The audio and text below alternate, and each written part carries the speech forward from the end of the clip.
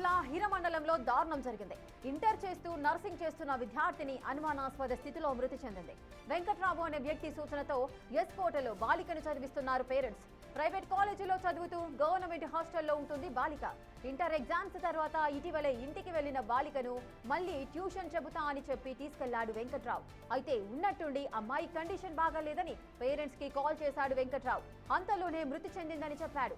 దీంతో అసలేం జరిగిందనేది ఇప్పుడు మిస్టరీగా మారింది.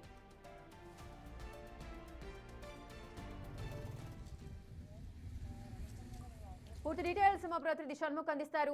షణ్ముఖ్, అసలు ఏం జరిగింది? ఒక యువతిని ఒక అతను ట్యూషన్ చెబుతా అని ఇంటికి తీసుకెళ్లి ఏ విధంగా ఈ మరణం అనేది ఏ విధంగా సంభవించింది? అతని పైన పేరెంట్స్ ఏమంటున్నారు? రేఖ, ఇప్పుడు మనం చూసుకున్నట్టయితే ఇక్కడ ఖచ్చితంగా వెంకట్రావు అనే వ్యక్తి కారణంగానే చనిపోయింది అనేది ఇక్కడ స్పష్టంగా తెలుస్తుంది.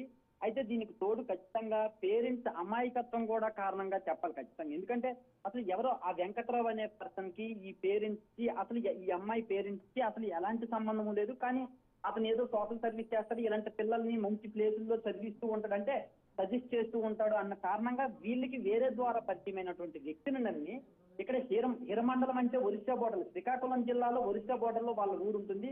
ఈ అమ్మాయిని తీసుకుని వెళ్ళి ఎస్కోట అంటే విజయనగరం జిల్లా అరకు ప్రాంతం వరకు ఉంటుంది ఎస్కోట్ అనేది. అక్కడ జాయిన్ చేయమంటే వీళ్ళు ఏ విధంగా నమ్మి అక్కడ పిల్లల్ని జాయిన్ చేశారనేది అసలు అర్థం కాని విషయం. ఖచ్చితంగా వాళ్ళు ఏంటంటే అమాయకత్వం ఒక రంగా చెప్పాలంటే. ఎందుకంటే వాళ్ళు చిన్న చిన్న ప్లాస్టిక్ వస్తువులను అమ్ముకుంటూ ఊరూరు తిరుగుతూ జీవనం గడిపేటటువంటి వాళ్ళందరూ వాళ్ళు ఆ పేరెంట్స్ వాళ్ళు ఆ అమాయకత్వంతో అతను నమ్మారు. నమ్మిన తర్వాత ఇంటర్మీడియట్ మొత్తం అక్కడే చదువుతుంది ఆ అమ్మాయి. ఈ రీసెంట్ గా ఇంటర్మీడియట్ ఎగ్జామ్స్ అయిన తర్వాత ఆ అమ్మాయి ఇంటికి వచ్చిన తర్వాత అసలు ఆ అమ్మాయిని ఎందుకు ఊరూరు తిప్పుతున్నారు, నేను ఇక్కడ వచ్చి చదివిస్తాను, ఈ అమ్మాయి ఇంగ్లీష్ నేర్చుకోవాలి, ట్యూషన్ నేను చెప్తానని చెప్పి ఆ అమ్మాయిని తీసుకెళ్లిన తర్వాత కొన్ని రోజుల్లో మళ్ళీ 3-4 రోజుల్లో ఫోన్ చేసి అమ్మాయి పరిస్థితి కండిషన్ బాగాలేదని ఫోన్ చేశారంటే అసలు ఎందుకు, అసలు ఈ మధ్య ఏం జరిగింది ఏంటనేది కూడా తెలియని పరిస్థితి. ఆ తర్వాత మధ్యలో వచ్చేటప్పుడు కూడా ఆ అమ్మాయిని తీసుకుని వచ్చేటప్పుడు కూడా ఈ హిరమండలి ఈ పిల్ల వాళ్ళ ఊరు ఏదైతే ఉందో ఆ ఊరికి తీసుకొని రాకుండా మధ్యలో ఏదో ఒక ప్రాంతంలో ఇక్కడ మనం ఎవరికి చెప్పొద్దు, దహనం చేసేద్దాము అని చెప్పేసి కూడా ఆయన చెప్పాడని చెప్పేసి కూడా వాళ్ళ పేరెంట్స్ చెప్తుంది. అసలు ఎవరికి తెలియకుండా దహనం చేయాల్సినటువంటి అవసరం ఏమొచ్చింది, అతనిలో ఏ తప్పు జరగకుండా ఎందుకు జరిగింది అనేటటువంటి అనుమానంతో వాళ్ళు ఆ అమ్మాయిని ఖచ్చితంగా మా ఊరు తీసుకుని వెళ్తాం, మా పెద్దలందరూ ముందు పెడతామని చెప్పి అక్కడికి తీసుకెళ్లిన తర్వాత ఆ చిన్న నాడి కదులుతున్నది గ్రహించి ఆ తర్వాత హాస్పిటల్కి తీసుకెళ్ళి వెళ్తే హాస్పిటల్లో వాళ్ళు డాక్టర్లు అయితే మాత్రం ఈ అమ్మాయిపై దాడి జరిగింది, గుండెల మీద బాడీ పైన ఎక్కడ పడితే అక్కడ దారుణంగా దాడి చేశారు, ఏం జరిగిందో తెలియదు, ఎలా దాడి జరిగిందో తెలియదు అని చెప్పిన తర్వాత ఆ తర్వాత చనిపోయిందని గుర్తించి పోస్ట్ మార్టం చేసిన తర్వాత ఈ అమ్మాయిపై దాడి జరిగిందని చెప్పేసి చెప్తున్నాం.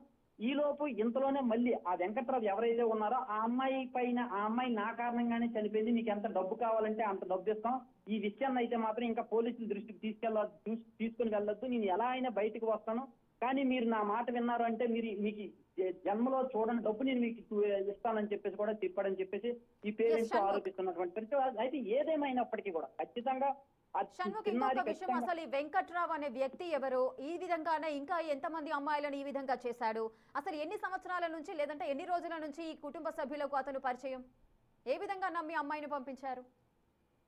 అదే చెప్తున్నారాక, మూడేళ్ల క్రితం వీళ్ళకి వేరే వాళ్ళ ద్వారా ఇతను కొంతమంది పిల్లల్ని ఈ పిల్ల ఎక్కడ చదివితే బాగుంటుంది, అక్కడ చదివితే బాగుంటుంది అని చెప్పేసి సజెషన్ చెప్పడం కారణంగా వేరే వాళ్ళ ద్వారా ఈ అమ్మాయి వీళ్ళకి పరిచయం అయ్యారు.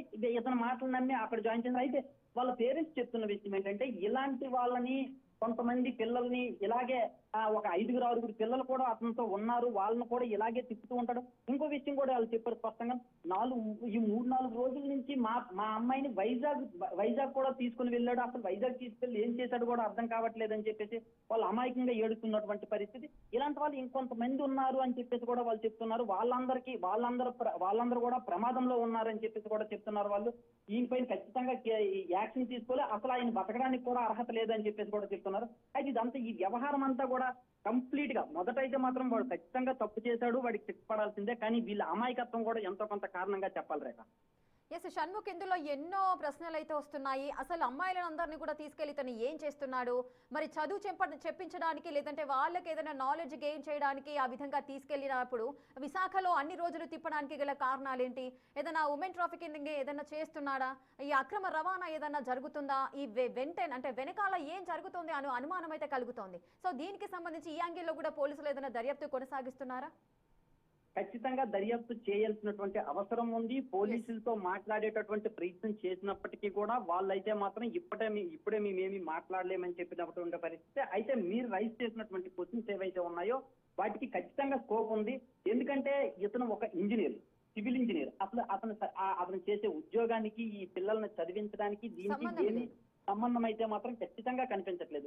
అయితే నిజంగా ఈ పేరెంట్స్ చెప్పింది అంతా నిజం ఉందా, లేకపోతే ఇంకేమైనా జరిగిందా ఏంటా అనేది కూడా తెలియాల్సి ఉంది. అయితే ఇంకొక విషయం కూడా ఖచ్చితంగా చెప్పుకోవాలి.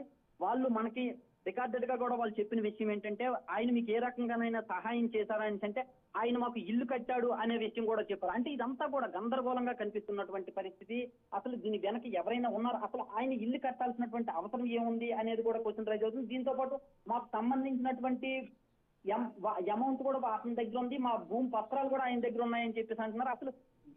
అసలు ఎలాంటి సంబంధం లేని వ్యక్తిని నమ్మి వీళ్ళెందుకు అవన్నీ పెట్టారో, లేకపోతే ఆయన ఎందుకు ఇల్లు కట్టాడు, ఇవన్నీ కూడా అర్థం కానటువంటి పరిస్థితి. వీటన్నింటినీ కూడా పోలీసులు లోతుగా దర్యాప్తు చేసి తేల్చాల్సినటువంటి అవసరం ఉంది Rekha. Right, thank you Shanmukh, thanks for the details.